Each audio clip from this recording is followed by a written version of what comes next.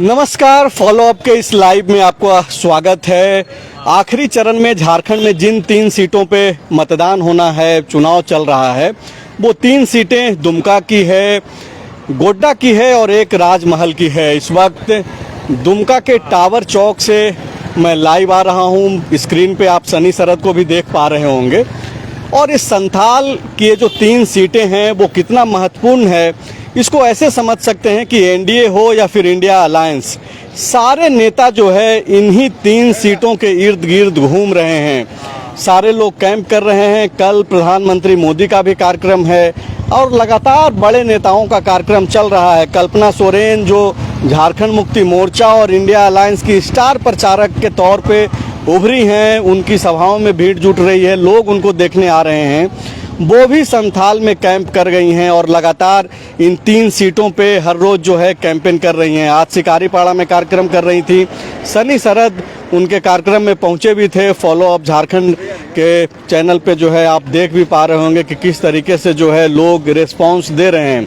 अब तक 11 सीटों पे मतदान हो गया है और 14 सीटें जो झारखंड की है लोकसभा की, उसमें जिस तरीके से बीजेपी लगातार दावा कर रही थी चुनाव से पहले कि 14 की 14 जीतेंगे, इंडिया अलायंस का भी दावा इसी तरीके का था। लेकिन 11 सीटों पे चुनाव हो जाने के बाद अब जब महज 3 सीटों पे चुनाव होना है, 1 जून को मतदान होगा। देश भर में आखिरी चरण का जो मतदान है वो 1 जून को होगा और झारखंड में इन्हीं 3 सीटों पे जो है मतदान होना है। ऐसे में फॉलो अप झारखंड की जो टीम है वो इन 3 सीटों पे नज़र बनाए रख रही है और लगातार दुमका, राजमहल और गोड्डा से कोशिश यही है कि जो ग्राउंड पे चीज़ें हो रही है, जिन मुद्दों पे बातचीत हो रही है, नेता क्या बात कर रहे हैं, इन तमाम तरीके की बातचीत जो है आप तक हम लोग लेकर के आए। सनी सरद से जुड़ते हैं। सनी, आप गोड्डा में पहले थे और उसके बाद दुमका आए, क्या कुछ देख पा रहे हैं? देखिए, ये 1 तारीख को जो है 3 सीट पर झारखंड की 3 ही सीट बची है और तीनों सीट जो है वो संथाल परगना की ही सीट है। संथाल परगना हमेशा से झारखंड की राजनीति में फोकस का इलाका रहा है। आप देखिए कि भी हाल फिलहाल में भी देखिएगा, बाबूलाल मरांडी जब प्रदेश अध्यक्ष बने तो वो भी कहे कि संथाल से ही जब आरएसएस का वो काम शुरू किए थे, संथाल पर फोकस करके फिर प्रदेश अध्यक्ष बनने के बाद उन्होंने काम किया। शिबू सोरेन जो है हमेशा से यहाँ उनकी एक कहा जाता है कि कर्मभूमि रही है। हेमंत सोरेन यहीं से चुनाव जीत कर गए, मुख्यमंत्री भी बने। शिबू सोरेन भी यहाँ से जीत के गए, मुख्यमंत्री बने। बाबूलाल मरांडी भी यहाँ से जीते हैं, मुख्यमंत्री बने। 3 मुख्यमंत्री ये इलाका दिया है। तो अब राजनीति का केंद्र रहा है दुमका, बिल्कुल केंद्र रहा है। प्रधानमंत्री नरेंद्र मोदी के नज़र में भी संथाल परगना है और जब भी इधर आते हैं संथाल परगना का जिक्र करते हैं। और देखिए कि कल प्रधानमंत्री नरेंद्र मोदी आने वाले हैं और उससे पहले आज भाजपा के कार्यकर्ताओं की तरफ से ये गोड्डा दुमका, जिसके जहाँ के टावर चौक पर हम लोग अभी खड़े हैं, दुमका के हर चौक चौराहों पर आज जो है पटाखे छोड़े गए और एक तरह से जश्न मनाने की कोशिश की गई प्रधानमंत्री के आने से पहले। और ये मैसेज देने का कोशिश किया गया कि किस तरह से यहाँ के कार्यकर्ताओं में जश्न का माहौल है। अब एक चीज जो कुछ जो चाय दुकान के इर्द गिर्द हम लोग बातचीत कर रहे थे, बीजेपी के लोग भी ये बोल रहे थे कि मतदाता जगाओ अभियान, एक तरीके से जो आतिशबाजी किया गया उसको उस तरीके से जोड़ के देखा जा रहा है। तब जबकि लोग बोल रहे हैं कि बीजेपी के लोग उस तरीके से उत्सुकता के साथ चुनाव कैंपेन में दिख नहीं रहे हैं, खास करके बाजार के लोग। हाँ बिल्कुल, देखिए चूंकि भी हाल के दिनों में गर्मी बहुत ज़्यादा थी, टेम्परेचर बहुत था और इस इलाके में मैं रह रहा हूँ तो थोड़ा उधर की गर्मी, रांची की गर्मी और इधर की गर्मी में दोनों में बहुत फर्क हो जाता है। थोड़ा पसीना, उमस वाली गर्मी है। तो आप देखिए कि और इस गर्मी का असर जो इसके आसपास के इलाके हैं बिहार के, वहाँ पर देखने को मिला। भागलपुर जैसे शहर में लोग बताते हैं कि शहरी इलाके में 35% के आसपास मतदान हुआ। लेकिन संथाल परगना के जो 3 सीट पर मतदान होना है उसको लेकर अच्छी बात यह है कि मौसम सुहाना हो गया है। तो इसको लेकर बीजेपी के जो नेता हैं, उनसे जो बातचीत हो रही थी ऑफ द रिकॉर्ड, वो इस बात को लेकर खुश हैं कि मौसम सुहाना है। मतलब टेम्परेचर जब कम रहेगा, मौसम ठीक ठाक रहेगा, तो खास करके शहरी इलाके के वोटर जो बताते हैं वो कि उनकी पकड़ बहुत ज़्यादा है, वो ज़्यादा निकलेंगे और उसका फ़ायदा उन्हें मिलेगा। अब तीनों सीट का समीकरण पर संजय आपने सवाल किया था कि क्या कुछ है। आप देखिए कि तीनों सीट पर तो ऐसे आमने सामने की टक्कर है। एक करके हम लोग बातचीत करेंगे। अभी चूंकि मौजूद हम लोग दुमका में हैं, टावर चौक का जिक्र हो रहा है और टावर चौक पे हम लोग बातचीत कर रहे हैं। संथाल जो है राजनीति का केंद्र है झारखंड में, और ऐसे समय में जब जेबीएम का विलय के बाद जो है बाबूलाल मरांडी के लिए ये बड़ी चुनौती है। और आप समझिए कि बाबूलाल मरांडी यहाँ पे कैंप कर रहे हैं, प्रधानमंत्री का दौरा होना है, कल्पना सोरेन कैंप की हुई हैं और वो स्टार प्रचारक के तौर पे इंडिया अलायंस के लिए एक काम कर रही हैं। और दुमका इसलिए भी महत्वपूर्ण है कि सोरेन फैमिली से तोड़ करके जो है सीता सोरेन, जो गुरुजी की बड़ी बहू हैं, स्वर्गीय दुर्गा सोरेन की पत्नी, वो चुनाव लड़ रही हैं। सोरेन फैमिली से अलग होकर के बीजेपी आई और सुनील सोरेन जिनको उम्मीदवार बना दिया गया था उनका नाम वापस लिया गया और सीता सोरेन को उम्मीदवार बनाया गया। तो आप देखिए कि दुमका में सिर्फ राजनीतिक लड़ाई नहीं है, ये जो पारिवारिक जो खींचतान है उसकी भी एक झलक जो है यहाँ पर देखने को मिल रही है दुमका में। और कौन बाजी मार लेता है इसको लेकर के भी कोशिश हो रही है। प्रधानमंत्री अपने तरफ से पहल कर रहे हैं, बीजेपी की अपनी एक कोशिश है, स्थानीय इकाई की बाबूलाल मरांडी लगातार कैंप कर रहे हैं। तो दुमका को लेकर के अगर बातचीत करें, जो दर्शक यहाँ पे हैं, सीता सोरेन वर्सेस नलिन सोरेन, लेकिन चेहरा जो है सोरेन फैमिली ही है। और गुरुजी को लेकर के बातचीत हो रही है, गुरुजी का आशीर्वाद किसके पास है, गुरुजी का गलत इस्तेमाल कौन कर रहा है, इस तरीके की जो बातचीत हो रही है, किस ओर जा रहा है दुमका की राजनीति? देखिए, दुमका की राजनीति आप समझिए कि अलग अलग कैंडिडेट और पार्टी के हिसाब से देखिएगा तो बीजेपी ने पहले यहाँ सुनील सोरेन को उम्मीदवार बनाया था और उसके बाद जब सीता सोरेन बीजेपी में शामिल हो गई और उसके बाद उन्हें यहाँ पर उम्मीदवार बनाया गया। नलिन सोरेन को बहुत आखिरी समय में जेएमएम ने पत्ता खोला और नलिन सोरेन को उम्मीदवार बनाया गया। अंदर खाने की खबर ये है कि पहले झारखंड मुक्ति मोर्चा ने कई इंटरनल सर्वे करवाए और उसके बाद ही नलिन सोरेन को उम्मीदवार बनाया गया। जब उन्हें उम्मीदवार बनाया गया तो चर्चा ये हो गई कि कमज़ोर कैंडिडेट हैं, लेकिन उससे पहले नलिन सोरेन ये बयान दे चुके थे कि हम ही सीता सोरेन को हराएंगे। अब रही बात कि शिबू सोरेन जो बहुत इस इलाके के और पूरे झारखंड के कहा जा सकता है आदिवासी के एक बहुत बड़े चेहरे और नाम हैं, उनका आशीर्वाद किसे प्राप्त है? तो सीता सोरेन कह रही हैं कि उन्हें भी आशीर्वाद प्राप्त है, नलिन सोरेन कह रहे हैं कि हमें भी आशीर्वाद प्राप्त है। आज नलिन सोरेन का मैंने इंटरव्यू भी किया तो नलिन सोरेन बोल रही है कि नहीं, उनको तो बहू है तो आशीर्वाद है और मेरा भी आशीर्वाद है, चूँकि मैं उनका चाचा हूँ, चचिया ससुर हूँ इस हिसाब से। लेकिन जो जंग के मैदान में है, लड़ाई में है, तो लड़ाई तो आमने सामने की है और हम उनको हराएंगे। अब देखिए कि यहाँ अभी एक चर्चा है, मैं मतलब यहाँ के पारिवारिक आशीर्वाद और राजनीतिक आशीर्वाद में अंतर है। सीता सोरेन को पारिवारिक आशीर्वाद अब भी है दूसरे पार्टी में जाने के बावजूद, लेकिन राजनीतिक आशीर्वाद जो है गुरुजी का नलिन सोरेन के साथ है। नलिन ऐसा दावा कर रहे हैं। अब बिल्कुल दावा कर रहे हैं और दोनों ही कैंडिडेट और उनकी पार्टी मजबूती के साथ मुझे लगता है कि यहाँ पर चुनाव लड़ रही है और इसलिए माना जा रहा है कि इस बार का जो चुनाव होगा वो काफ़ी दिलचस्प होगा, क्योंकि आप पिछली बार करीब 50,000 के आसपास वोट से सुनील सोरेन चुनाव जीते थे तब, जबकि आप देखिए कि बीजेपी ज़्यादातर सीटों पर बहुत प्रचंड बहुमत से जीती थी, 4.5 लाख, 5 लाख, गोड्डा में भी 1,84,000 के आसपास वोट से निशिकांत दुबे जीते थे। तो यहाँ सिर्फ 50,000 वोट से सुनील सोरेन जीते थे। अब बीजेपी मानकर ये चल रही है, चूँकि ये गढ़ रहा है शिबू सोरेन के फैमिली का, उनके परिवार के एक बहू को हम लेकर आए हैं, उनको उम्मीदवार बनाए हैं, तो इस बार अधिक फायदा हो सकता है। लेकिन आप देखिए कि सीता सोरेन के साथ बाबूलाल मरांडी हैं खड़े और वो प्रचार प्रसार कर रहे हैं, वही बाबूलाल मरांडी जो यहाँ से चुनाव जीत भी चुके हैं। दूसरी तरफ नलिन सोरेन के साथ जो है बसंत सोरेन जो मंत्री हैं वो कैंप किए हुए हैं दुमका में। कल्पना सोरेन खुद मोर्चा संभाली हैं, एक दिन में 3-3 सभाएं कर रही है यहाँ और गोड्डा मिला के, राजमहल मिला के 3-4 सभा कर रही हैं और कल्पना सोरेन को सुनने, उन्हें देखने के लिए बहुत भीड़ जुट रही है। तो एक कनेक्शन उनका दिख रहा है। आज मैं लोगों से बातचीत कर रहा था तो वो बोल रहे हैं कि कल्पना कुछ बोलती हैं तो सीधे दिल में बात उतरती है। लेकिन इसी बीच प्रधानमंत्री नरेंद्र मोदी का दौरा कल है। यहाँ के जो शहरी वोटर हैं खास करके दुमका के, वो मान के चलते हैं कि मोदी की सभा होगी और उसके बाद माहौल बहुत कुछ बदलेगा।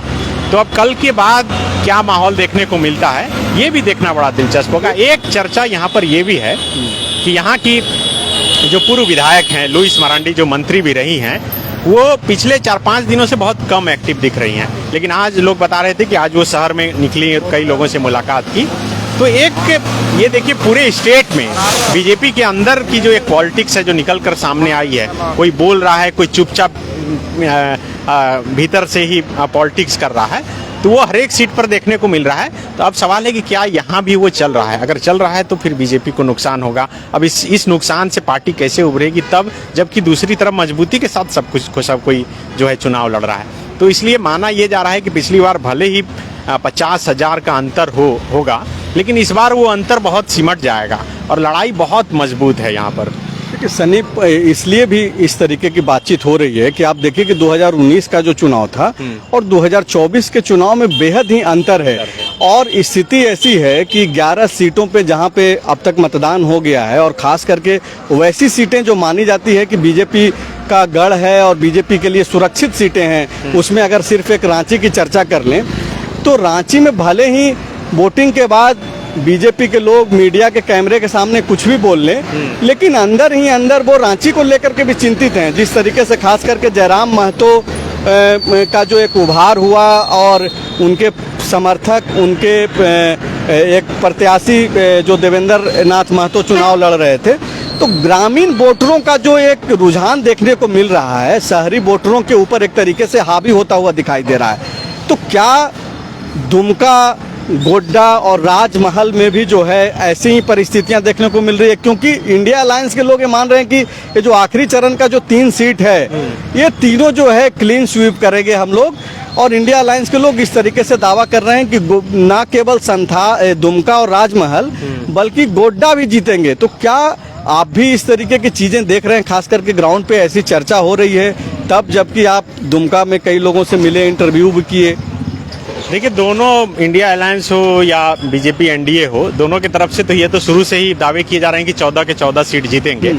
लेकिन जब अंतिम एकदम पड़ाव पर है, 3-4 दिन के बाद जो है सब कुछ खत्म हो जाएगा, तब मुझे लगता है कि इतना आसान नहीं है दोनों के लिए कि ये दावे को सच में बदल देना, क्योंकि स्थिति जमीन पर बहुत अलग है।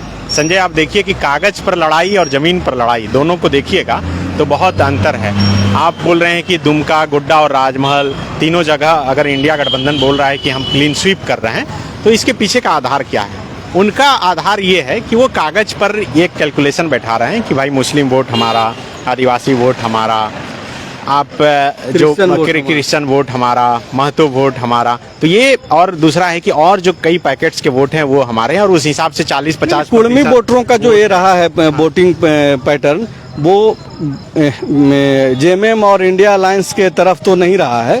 और हाल के दिनों में अगर आप देखेंगे तो वो भले ही कुर्मी वोट बीजेपी से भी छिटक करके एक ऑप्शन जयराम या फिर उनके जो समर्थित उम्मीदवार हैं उनके तरफ गया है। नहीं, यहाँ पर गोड्डा में जो है, दुमका में जयराम महतो की पार्टी के भी एक उम्मीदवार हैं, और आज जयराम महतो जामताड़ा के इलाकों में रोड शो वगैरह भी किए, उनके लिए प्रचार किए। तो अब जिस तरह से वो सभी सीटों पर असर डाल रहे हैं, तो यहाँ भी असर डालेंगे, और ये नुकसान कहीं ना कहीं बीजेपी को भी होगा। और इस नुकसान की भरपाई बीजेपी कैसे करेगी, ये मुझे लगता है कि अभी तक कैलकुलेशन नहीं हो पाया है, कहीं ये भारी नहीं पड़ जाए। तो अब कल प्रधानमंत्री नरेंद्र मोदी आ रहे हैं, वो कितना मौसम बदल पाते हैं, ये इस पर सबकी निगाह है। क्योंकि ग्रामीण इलाकों में आप देखिए कि शहर छोड़कर तो ज़्यादातर आप देखिएगा कि एक तरफ जो आप हर एक इलाके में रुझान देख रहे हैं वो देखने को मिलेगा। लेकिन मैं फिर बोल रहा हूँ कि ज़मीन पर आप कार्यकर्ताओं को और कैडर को कितना मजबूती के साथ खड़ा कर पाएंगे अंतिम 2 दिन में, उस पर बहुत कुछ डिपेंड करेगा। ये तीनों सीट पर, मैं तीनों सीट, जैसे कि आप अभी गोड्डा दुमका का चर्चा कर रहे थे, हम लोग फिर आएंगे, गोड्डा पे भी आएंगे, राजमहल आमने सामने यहाँ तो टक्कर है सीता सोरेन और नलिन सोरेन के बीच। और ये दोनों भले ही चुनावी मैदान में, लेकिन इसके पीछे चेहरे जो हैं वो बड़े बड़े हैं। सीता सोरेन, बाबूलाल मरांडी उन्हें बीजेपी में लेके आए, तो उनकी प्रतिष्ठा भी दांव पर लगी है कि किस तरह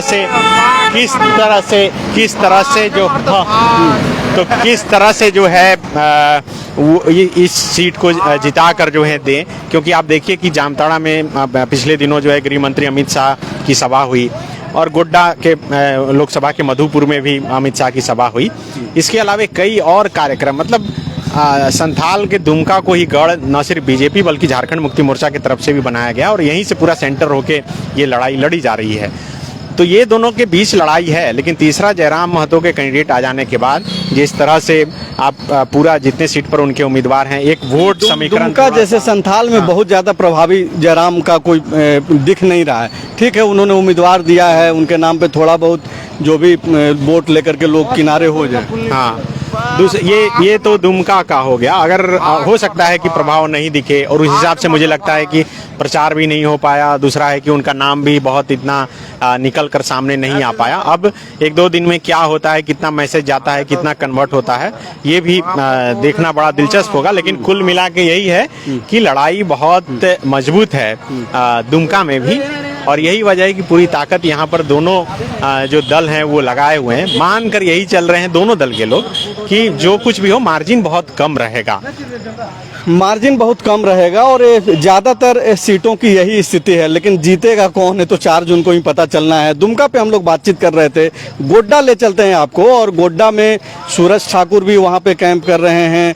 सनी शरद का आप लगातार इंटरव्यू देख रहे होंगे, चाहे वो प्रदीप यादव जो इंडिया अलायंस के उम्मीदवार हैं कांग्रेस पार्टी से, और एनडीए के जो उम्मीदवार हैं बीजेपी के निशिकांत दुबे, या फिर एक जो त्रिकोण बनाने की जो एक कोशिश हुई है गोड्डा में, अभिषेक आनंद झा जो चुनाव लड़ रहे हैं, जो निशिकांत दुबे के मित्र थे पहले, बाद में उनसे जो है अलग होकर के वो चुनाव लड़ रहे हैं। पंडा जो समाज है उनका समर्थन उनको मिला है, कल ही अनाउंसमेंट हुआ, वो भी आप फॉलोअप झारखंड पे देख रहे होंगे।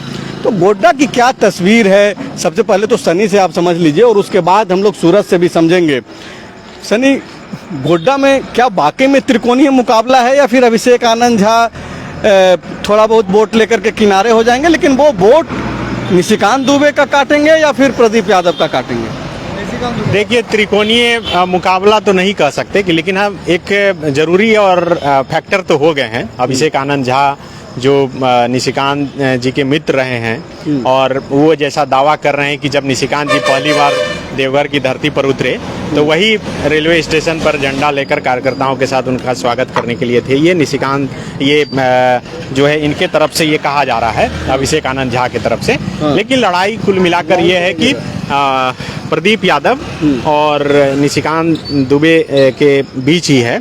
आप समझिए कि निशिकांत दुबे 3 बार के सांसद रहे, 4थी बार चुनाव लड़ रहे हैं, और विकास के मुद्दे के साथ वो गिनवा रहे हैं कि हमने एम्स बनवाया, हमने एयरपोर्ट बनवाया, हम जो है ट्रेनें लेकर आए, 4 लेन बनवा रहे हैं, कितनी कॉलेजें बनवाए, यहाँ जितनी संस्थाएं खुली उसमें कितनी नौकरियाँ मिल रही है, रोजगार का अवसर प्राप्त हो रहा है। और दूसरी तरफ प्रदीप यादव और उनके लोगों के तरफ से ये कहा जा रहा है कि भाई निशिकांत जी पैकेजिंग अच्छा किए हैं, और कोई भी गली मोहल्ला सड़क का कोई ऐसा सिलापट नहीं होगा जिसमें कि निशिकांत जी का नाम हो सिर्फ, और सांसद निधि का जो है फंड वो खर्च नहीं कर पाए।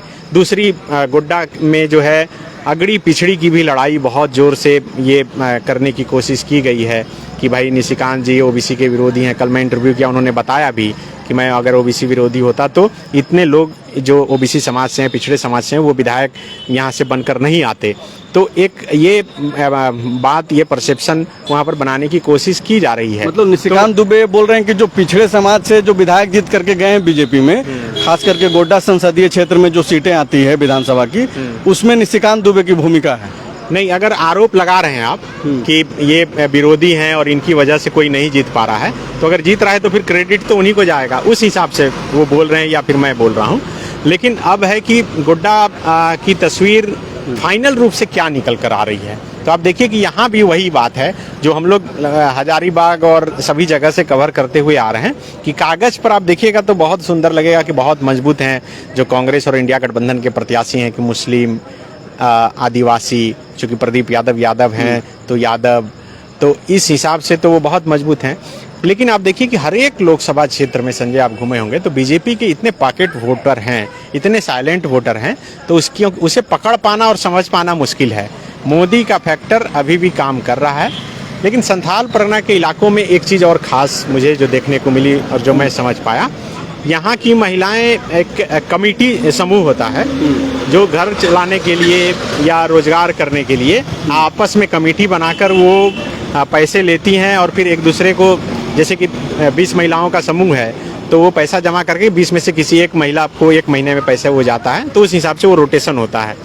यहाँ ये तो सखी मंडल वाला जो हाँ, कॉन्सेप्ट तो ये यहाँ पर मैं दुमका में भी बात कर रहा था महिलाओं से, तो ये बता रही हैं वो जो राहुल गांधी खटाखट वाला जो उनका एक भाषण वायरल हुआ, तो वो मुझे लगता है कि यहाँ की महिलाओं, खास करके जो ये कमेटी की महिलाएं हैं, उनमें इम्पैक्ट किया है।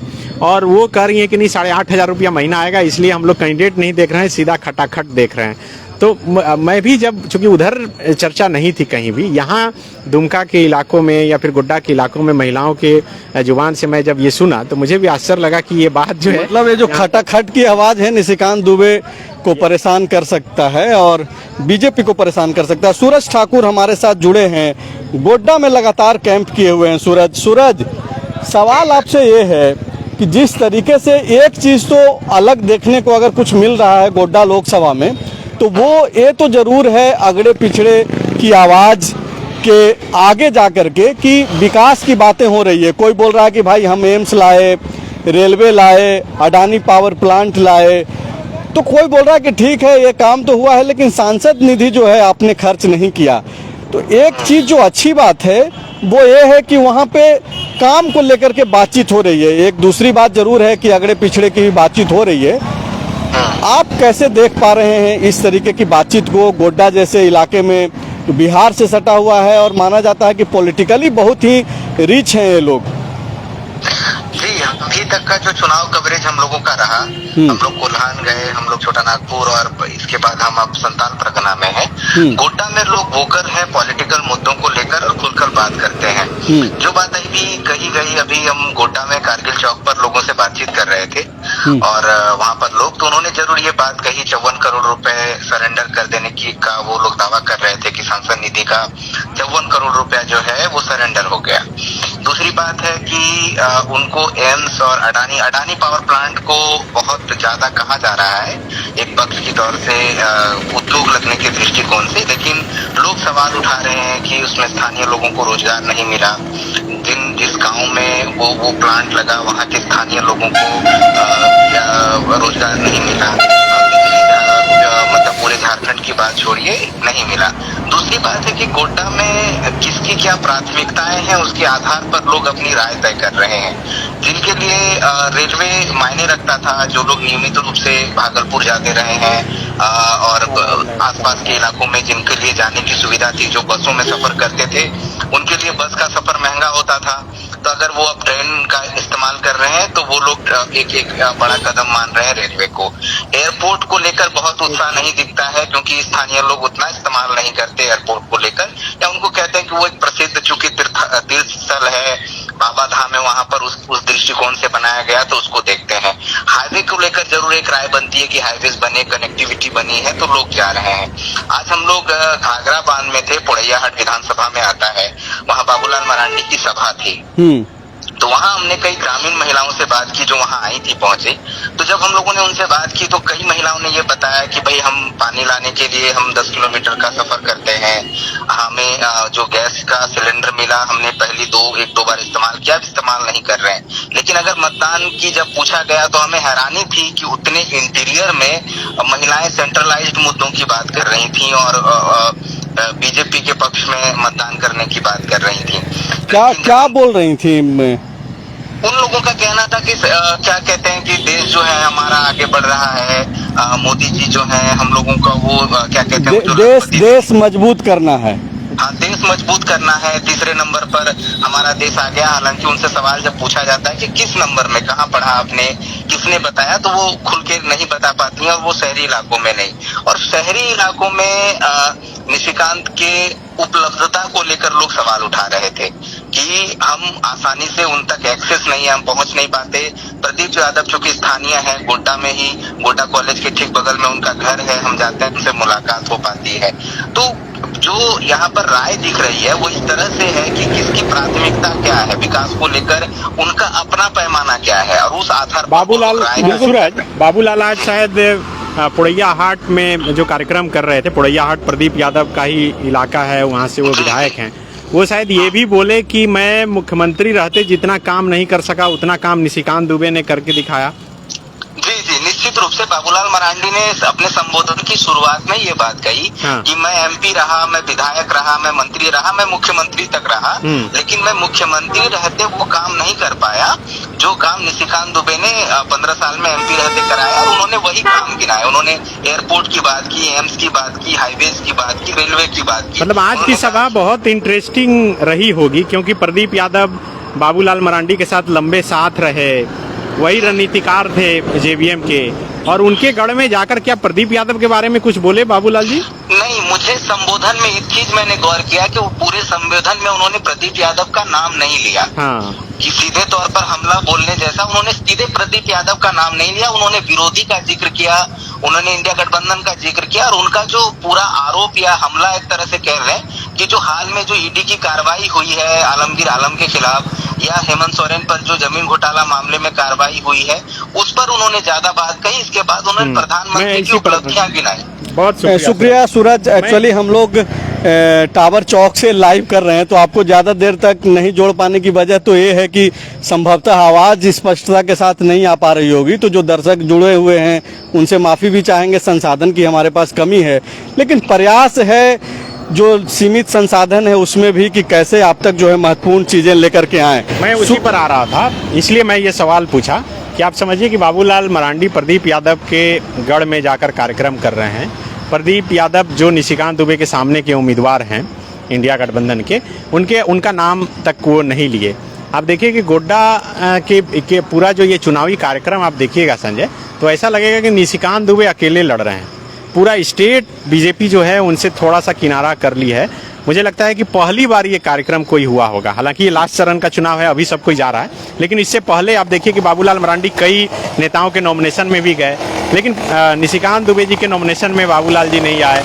अमर बावरी जो यहाँ के नेता प्रतिपक्ष हैं वो मौजूद नहीं रहे, और ये पूरी लड़ाई ऐसा लग रहा है कि निशिकांत दुबे को अकेले लड़ने के लिए खास करके स्टेट बीजेपी जो है वो छोड़ दी है। लेकिन इस तरीके से देखा जाना चाहिए, मैं बोल रहा हूँ, लेकिन सेंट्रल के देखिए BL संतोष जो है वो आके बैठे हुए थे, छत्तीसगढ़ के कई बड़े नेता जो है वो आके बैठे हुए थे, MP के कई बड़े मुख्य CM भी आए, वो भी उनका कार्यक्रम हुआ, और कई शिवराज सिंह चौहान का हुआ, मोहन यादव आए वो बैठक किए आकर यहाँ पर। इसके अलावा अमित शाह का मधुपुर में हुआ, लेकिन प्रधानमंत्री नरेंद्र मोदी का कार्यक्रम फिर दुमका में हो गया। ये गोड्डा में आता माना ये जा रहा था कि जो गोड्डा में अगड़ी और पिछड़ी की लड़ाई बनाने की कोशिश की जा रही है, तो मोदी जी आएंगे और उसके बाद सब कुछ पलट जाएगा। तो मोदी जी आ रहे हैं दुमका में, दुमका एयरपोर्ट एकदम शहर में। ऐसा नहीं है कि दुमका और गोड्डा लोकसभा क्षेत्र के जो है बॉर्डर इलाके में वो आ रहे हैं। तो एक कहीं ना कहीं मुझे लगता है कि इस हिसाब से निशिकांत दुबे थोड़े कमज़ोर हुए हैं, और जिस तरह से बीजेपी का एक इंटरनल पॉलिटिक्स चल रहा है पूरे स्टेट में, आप देखिए कि यही वजह है कि जयंत सिन्हा को जो है तुरंत जिस दिन चुनाव खत्म हुआ उसी दिन उन्हें नोटिस भेजा गया।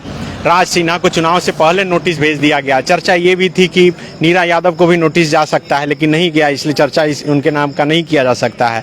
तो ये यहाँ लुइस मरांडी जिनकी चर्चा आप थोड़ी देर पहले कर रहे थे, एक चर्चा ये भी है कि उनको जानबूझ करके जो बोला गया है कि आप कम जो है हाजिर होइए, अपना चेहरा दिखाइए फील्ड में। वो चूंकि चुनाव हारी हैं, हो सकता है कि उनको लेकर नाराजगी हो, या उस हिसाब से भी समीकरण बैठा कर किया जाता है।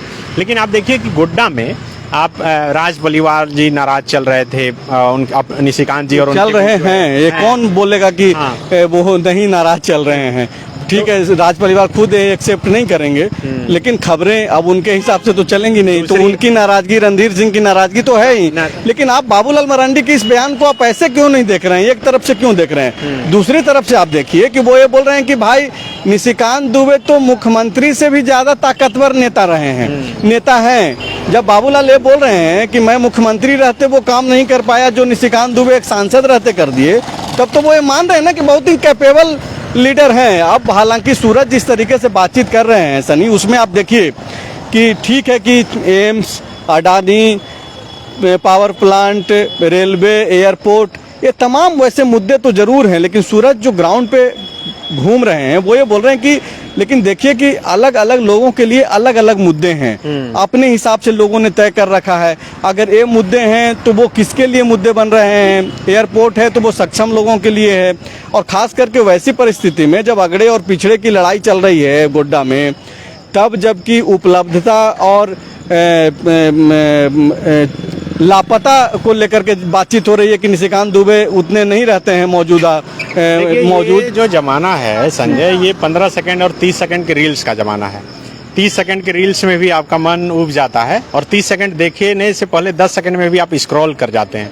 इस जमाने में अगर 3 टर्म से कोई सांसद है तो ये जरूर है कि उनके प्रति जो है एक नाराजगी, एक गुस्सा, कई तरह की बातें सामने आ सकती है। कल मधुपुर के बरनवाल समाज के बीच निशिकांत जी की सभा थी, वहीं पर मैंने इंटरव्यू भी किया था। वो भाषण में बोल रहे थे कि अब तो शादी के बाद 1 साल 1.5 साल बाद जो है पति पत्नी में झगड़ा शुरू हो जाता है। तो हम तो यहाँ से 15 साल से सांसद हैं, तो जाहिर सी बात है कि नाराजगी होगी लोगों की और हम कोशिश पत्नी में तलाक भी हो जाता है। और जहाँ तक बात नाराजगी को लेकर के है सनी, आप ये देखिए कि मैं 2014 की बात कर रहा हूँ। निशिकांत दुबे उस समय भी बीजेपी के टिकट पे चुनाव लड़ रहे थे और उस वक्त मैं झारखंड के ही एक निजी चैनल में काम कर रहा था, तो पत्रकार के नाते दिन भर उनके साथ जो है रिपोर्टिंग, उनके कवरेज में घूम रहा था। उस वक्त भी नारा चलता था कि निशिकांत दुबे मजबूरी हैं और मोदी जरूरी हैं। तो लोग नाराज होते। आप देखिए कि सुनील सिंह जो चतरा में 2 टर्म चुनाव जीते, इस बार उनका टिकट काट दिया गया, उनके सामने नाराजगी लोग जाहिर करते थे, विरोध करते थे, लेकिन तब भी वो जीते। लेकिन इस बार का जो मुकाबला है, ऐसा नहीं माना जा सकता है, कहा जा सकता है कि ये 2019 और 2014 का सीन दिखाई दे रहा हो। मोदी के नाम पे भले ही वोट मिल रहे हैं, लेकिन मोदी के नाम पे वो उत्सुकता नहीं है। वो जो ग्राउंड पे दिखता था वो चीजें नहीं दिख पा रही हैं। भले ही मोदी पीएम मोदी की सभा हो नहीं हो, वो एक अलग बात है। तो प्रदीप यादव काफी मजबूती से लड़ते हुए दिखाई दे रहे हैं, तब जबकि एक एरोगेंसी निशिकांत दुबे का जो सबसे बड़ा मुद्दा बना हुआ है गोड्डा में कि वो बहुत ही एरोगेंट हैं। आपने सवाल भी किया, उसका जवाब भी उन्होंने दिया। मैं सवाल इसलिए किया क्योंकि जब ये सभा को संबोधित कर रहे थे बरनवाल समाज के, निशिकांत दुबे के बोलने से पहले बरनवाल समाज के कई लोग, जो मैं चूंकि वहाँ के लोगों को नहीं जानता कि कौन क्या है, किस पद पर हैं, वो लोग बोले निशिकांत जी को कि जब ब्रिज जो है फलदार हो जाता है तो वो झुक जाता है, इसलिए हम सांसद जी से आग्रह करेंगे कि आप थोड़ा विनम्र होइए। मतलब वो खुलकर ये बोल रहे थे कि आप जो है व्यवहार में परिवर्तन लाइए। जब निशिकांत दुबे बोलने के लिए खड़े हुए, जब वो मंच से बोल रहे थे, तब उन्होंने कहा कि लोग कहते हैं कि मैं बहुत एरोगेंट हूँ, अहंकारी हूँ, लेकिन आप बताइए कि इतने लोग जो यहाँ पर 200-300 जितने भी लोग हैं, 400 लोग, कोई एक व्यक्ति हाथ खड़ा करके बोल दे कि मैंने किसी से अपशब्द कहा, कोई एक व्यक्ति बता दे कि आप फोन किए, हम फोन नहीं उठाए, या मेरे घर पर आए, द्वार पर आए और हम मुलाकात नहीं किए, तो वो अपने मतलब वो कहना चाह रहे थे कि ये मेरा स्टाइल है बात करने का। जो तो आप सनी बहुत जो इंगित कर रहे हैं चीजों को, और खास करके तब जबकि बरनवाल समाज की बैठक में निशिकांत दुबे की मौजूदगी में बरनवाल समाज के लोगों ने ये बातें की। आप देखिए कि इसी राज्य का मुख्यमंत्री एरोगेंसी को लेकर के हार जाता है चुनाव। रघुवर दास जमशेदपुर से जो चुनाव हारे, उसकी मेन वजह तो यही रहा कि वो बहुत घमंडी हैं और इसलिए मुख्यमंत्री रहते जो है वो चुनाव हार गए। तो निशिकांत दुबे को लेकर के जो एक परसेप्शन बन गया है, सफाई तो दे रहे हैं ना, तो आप देखिए सफाई उनको क्यों देनी पड़ रही है, क्योंकि लोगों के जहन में ये चीजें घुस गई है कि निशिकांत दुबे जो है बहुत एरोगेंट हैं। तब जबकि कई चीजें हुई है, नो डाउट कि झारखंड में जितने भी लोकसभा से जो जीत करके गए, लोकसभा अलग अलग क्षेत्रों से 14 सांसद हैं झारखंड के, और इन सभी सीटों पे अगर काम के हिसाब से मूल्यांकन किया जाए, सांसद निधि को हटा दिया जाए, तब भी आप देखिए कि महत्वपूर्ण चीजें तो हुई, या एयरपोर्ट का मसला हो या फिर एम्स का हो, अडानी पावर प्लांट का हो, ठीक है कई कारणें होती हैं। विकास जब भी होता है तो ऐसा नहीं है कि किसी एक के कारण से होता है, निशिकांत दुबे ही फैक्टर हो, लेकिन जब उनके सांसद रहते भर में चीजें हुई हैं तो जाहिर सी बात है कि वो इस उपलब्धि को अपने नाम जरूर गिनाने का काम करेंगे। लेकिन तब भी इन चीजों के होने के बावजूद अगर उनका एरोगेंसी इन कामों पे भारी पड़ रहा है, उनके लोग, अपने लोग नाराज हैं, उनकी मौजूदगी में लोग ये बोल रहे हैं कि नहीं भाई, आप फलदार वृक्ष जो है झुकता है, आप 15 साल से सांसद हैं, आपका ये होना चाहिए कि आप झुक जाइए, आप लोगों से बातचीत करिए। तो ये वाली बातचीत मुझे नहीं लगता है कि बहुत ज़्यादा असर डाल सकती है कि नहीं पति पत्नी में भी लड़ाई होता है। जमाना अब चला गया कि पति पत्नी लड़ते लड़ते मर जाते थे। अब पति पत्नी लड़ते हैं, 6 महीना साल भर में शादी खत्म हो जा रहा है, तलाक हो जा रहा है। अब बिल्कुल इस बात की चर्चा है। अब इसे किस हिसाब से भी हाल के दिनों में वो निपट रहे हैं या निपटा रहे हैं, और यही वजह है कि देखिए नाराजगी तो है। जो बीजेपी के भी लोग हैं, वो खास करके जो पूरा गोड्डा का इलाका है और कहीं भी आप देखिए तो एक नेचर है बीजेपी के वोटरों में कि वो मोदी जी को वोट देख कर ही वोट देते हैं। आप उदाहरण दिए जैसे कि सुनील सिंह से भी बहुत नाराजगी थी, बीडी राम से भी बहुत नाराजगी थी। उनके सामने बोलते थे कि आप 5 साल में पहली बार आए हैं मेरे गांव में, लेकिन हम जो है वोट उन्हीं को देंगे। तो प्रधानमंत्री नरेंद्र मोदी को देखकर उस हिसाब से जो है वोटर अपना मिजाज बनाते हैं। लेकिन जिस हिसाब से हम लोग विधायकों को लेकर चर्चा किए, प्रदीप यादव जो कैंडिडेट बने, वहाँ उससे पहले कांग्रेस की कैंडिडेट जो है दीपिका पांडे बनी थी और उसके बाद प्रदीप यादव को कैंडिडेट बनाया गया। तो दीपिका पांडे जैसे कैंडिडेट के नाम का घोषणा हुआ, बहुत जगह विरोध हुआ, प्रदर्शन हुआ। उसके बाद राहुल गांधी देवघर एयरपोर्ट पर उतरे थे, प्रदीप यादव की मुलाकात हुई और उसके बाद जो है कैंडिडेट जो है बदल गए। अब है कि प्रदीप यादव के साथ खास करके गोड्डा लोकसभा क्षेत्र के जो भी विधायक हैं वो कितने मजबूती के साथ खड़े हुए हैं। कल शाम को एक इम्पोर्टेंट डेवलपमेंट ये हुआ कि दीपिका पांडे माना जो जा रहा था कि वो नाराज हैं और वो बहुत मजबूती के साथ नहीं लगी हुई हैं प्रदीप यादव जी के साथ, वो अपने आवास पर एक बड़ी बैठक रखे थी खरौंदी में शायद। तो वो उसमें जो है प्रदीप यादव भी मौजूद रहे और लोग भी मौजूद रहे। तो मतलब इस बैठक के साथ ये मैसेज कार्यकर्ताओं के बीच देने की कोशिश हुई कि भाई हम लोग मजबूती के साथ खड़े रहें। आप देखिए कि जिस दिन प्रदीप यादव जी का नाम ऐलान हुआ था, आपको याद होगा कि जब हम लोग इंटरव्यू करने के लिए गए थे तो वहाँ बादल पत्रलेख भी मौजूद थे। तो बादल पत्रलेख इसका मतलब है कि मजबूती के साथ उनके साथ खड़े हैं, यही वजह है। और तीसरा जो है मधुपुर में देखिए मंत्री हफीजुल हसन अंसारी हैं, वो अपने स्टाइल में काम करते हैं, चुनाव प्रचार करते हैं। और इसके अलावा और जो भी इस इलाके में हैं वो कितनी मजबूती के साथ प्रदीप यादव के साथ तस्वीर में और तस्वीर के पीछे खड़े हैं, ये भी बड़ा देखना दिलचस्प होगा। आप देखिए कि यही वजह है कि जब निशिकांत दुबे नाम लिए कि बहुत जल्द या फिर सम्मान मिल गया है बादल पत्रलेख और हफीजुल हसन अंसारी को, तो आप समझिए कि चुनाव में ये चर्चा का विषय हो गया। खास करके गोड्डा के इलाकों में लोग स्वीकार लिए, क्योंकि कई जगह पोर्टल पर या फिर टेलीविजनों में ये खबरें चल गई कि इन्हें सम्मान कर लिया गया, इतने तारीख को बुलाया गया है पूछताछ के लिए। इसका पॉजिटिव और निगेटिव दोनों इम्पैक्ट हुआ। कुछ बीजेपी को नुकसान भी हुआ, कुछ फायदा भी हुआ। तो इस हिसाब से समीकरण बदल रहा है, पल पल बदल रहा है। लेकिन इतना साफ है कि पिछली बार जो 1,84,000 का गैप था, मुझे लगता है कि ये अब की बार जो होगा वो मुकाबला बहुत टाइट। फिलहाल तो कुछ कहा ही नहीं जा सकता कि क्या होगा, पल पल की समीकरण बदल रही है। और अब हम लोग राजमहल चलते हैं। राजमहल में लोबिन हेम्ब्रम एक फैक्टर बन गए हैं और जिस तरीके से लोबिन हेम्ब्रम और उनके समर्थकों का दावा है, क्या वाकई में वो त्रिकोणीय मुकाबला की ओर राजमहल बढ़ रहा है? आपको मालूम है कि फिर से जेएमएम ने विजय हांसदा को उम्मीदवार बनाया है, इंडिया अलायंस के समर्थित उम्मीदवार हैं वो।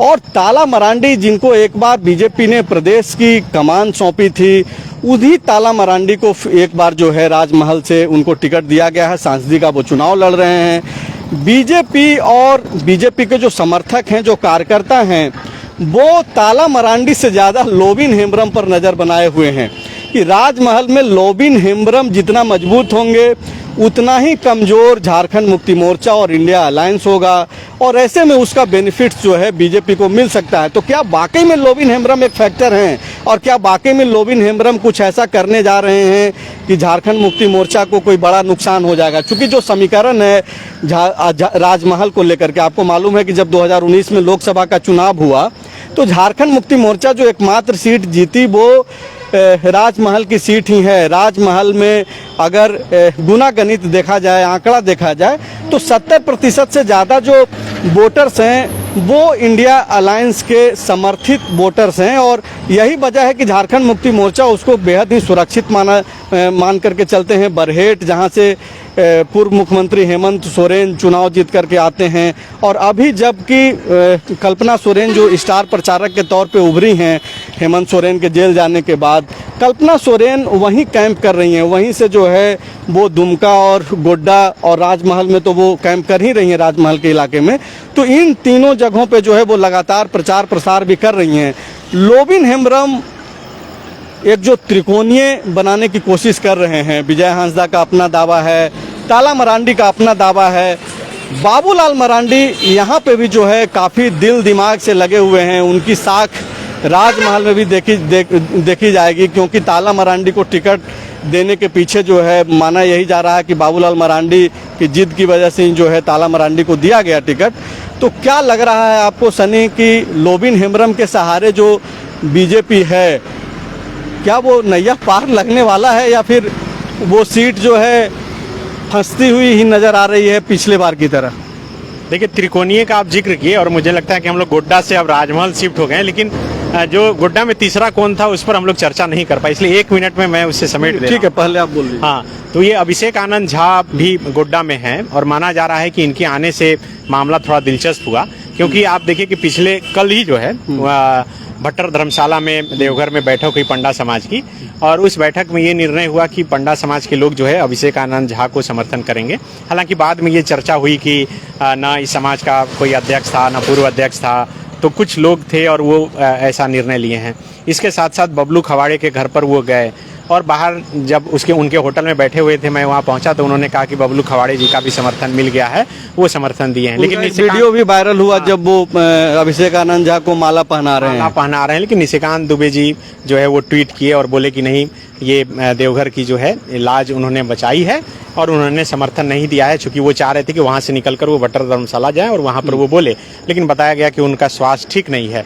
अब है कि अभिषेक आनंद झा के मैदान में आने से किसे फायदा और किसे नुकसान होगा, तो इसका भी विश्लेषण 2 तरीके से हो रहा है।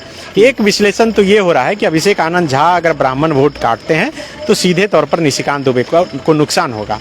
दूसरा विश्लेषण ये है कि निशिकांत दुबे से जो लोग नाराज थे, चाहे वो कोई भी हो, तो वो वोट सीधा प्रदीप यादव की तरफ ट्रांसफर हो जाता और फिर निशिकांत दुबे की और ज्यादा मुश्किलें बढ़ जाती। तो ये दोनों अपने अपने तरीके का विश्लेषण है।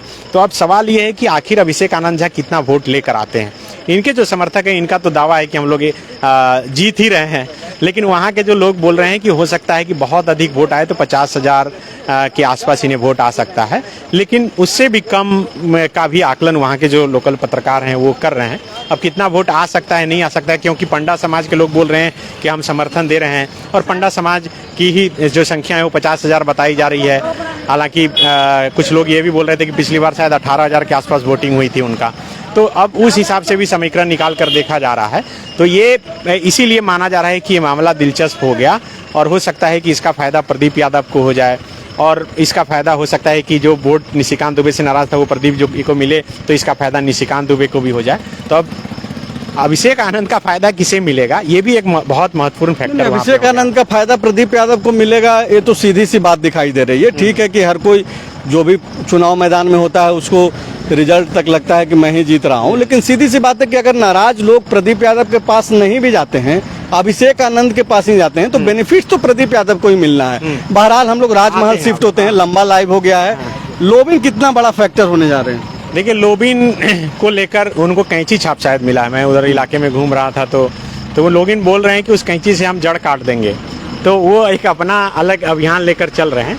लेकिन झारखंड मुक्ति मोर्चा की जिस तरह से तैयारी है, हेमलाल मुर्मू जो पिछले दिनों बीजेपी में चले गए थे, हेमंत सोरेन के खिलाफ भी चुनाव लड़े, बरहेट से वहाँ चुनाव लड़ते रहे हैं। जब से वो जेएमएम छोड़कर बीजेपी में गए, चुनाव हारे ही, लोकसभा का भी चुनाव हारे, विधानसभा का भी चुनाव हारे। अब उन्हें पूरी तरह से बोरियो में शिफ्ट कर दिया गया है, जहाँ से लोबिन हेम्ब्रम जेएमएम आ गए हैं वो। तो जेएमएम के लिए वो पिछले साल 1.5 साल से कैंप कर रहे हैं। जेएमएम का ये टारगेट है कि लोबिन हेम्ब्रम को उनके ही विधानसभा में पीछे कर देना है, वहां से लीड लेना है, चाहे 500 वोट से हो, 5,000 वोट से हो या जितना भी वोट से हो, पहले वहां से लीड लेना है। तो लोबिन हेम्ब्रम को कैसे रोका जाए, इसको लेकर जेएमएम बहुत दिनों से ये रणनीति बनाकर ही चल रही थी। उन्हें पता था कि चुनाव में ये ऐसा करेंगे, तो मुझे नहीं लगता है कि बहुत बड़ा फैक्टर ये होने जा रहे हैं। बहुत जो यहाँ के जो लोग हैं वो विश्लेषण कर रहे हैं कि बहुत अधिक वोट आएगा, तो 30,000 35,000 के आसपास लोबिन हेम्ब्रम को आ सकता है। हो सकता है कि उससे भी ज़्यादा हो, लेकिन जो लोग अपने अपने हिसाब से विश्लेषण करते हैं, तो अगर लोबिन हेम्ब्रम बहुत वोट ला रहे हैं, अगर 1 लाख से अधिक वोट ले आएंगे, तब मुझे लगता है कि बीजेपी को बहुत ज़्यादा फायदा हो सकता है। अपना जो अनुमान है, अभी हाल के दिनों में जो यहाँ के लोकल विश्लेषण करता है अपने अपने हिसाब से करते हैं, आलमगीर आलम की गिरफ्तारी के बाद एक और यूनिटी इस इलाके में आई, खास करके राजमहल लोकसभा का जो इलाका है, खास एक करके गुस्सा- अल्पसंख्यक समाज के भीतर अल्पसंख्यक समाज में उनका वोटिंग परसेंट बढ़ेगा। और इसके अलावे भी और जिस तरह से हेमंत सोरेन पहले जेल गए, उसके बाद अभी इस इलाके के जो है आलमगीर आलम जेल चले गए। और देखिए कि जेएमएम की जितनी भी रैलियां हो रही है उसमें सिर्फ एक ही नारा गूंज रहा है कि जेल का ताला टूटेगा, हेमंत सोरेन छूटेगा। तो ये जेल, ताला और चाबी की बात जो हो रही है, तो उस हिसाब से ताला मरंडी की चर्चा नहीं हो पा रही है।